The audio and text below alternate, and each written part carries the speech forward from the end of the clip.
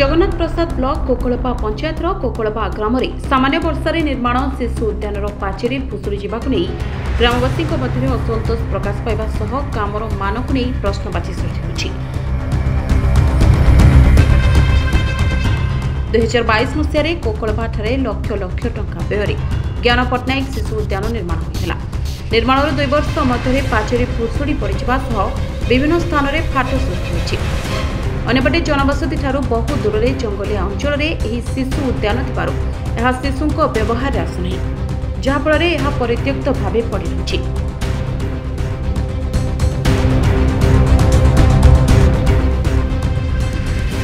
निकटरे 3टी सूचना फलक ठिया होछि। विभिन्न काम नारे ठिकादार को पोषिबा न्याय सरकारी अर्थ को चलू करा जायतिबा सीधासलख ग्रामवासी अभियोग करछन्ति।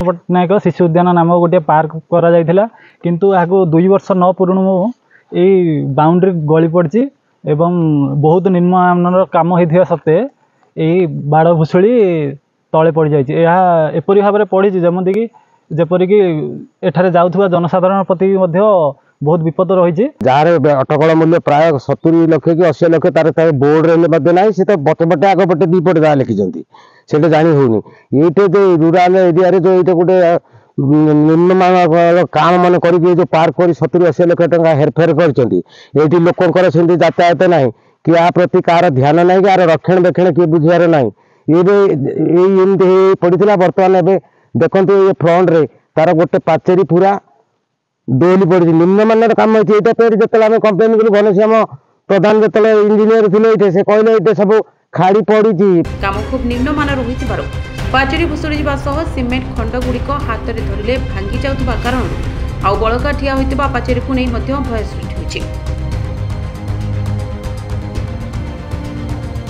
केतेबेले काहा उपरे पड़िजिबार संभावना रछि। यार तदंत पई दाबी करिसेंति अंचलवासी। ए घटना संपर्क में भंजनगर उपजिलापाल अनिल कुमार सेठी को पचारिबारु घटना संपर्क में तदंत कराजिबो बोली सूचना दैछन्ति।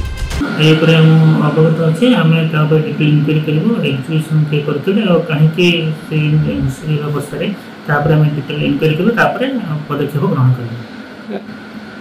तार एलिजिबिलिटी ऊपर भी डिटेल इंक्वायरी कराजिबो तापर हम स्टेप ग्रहण करबो। गंजाम जिला प्रतिनिधि चितरंजन गंडात को रिपोर्ट तदंत।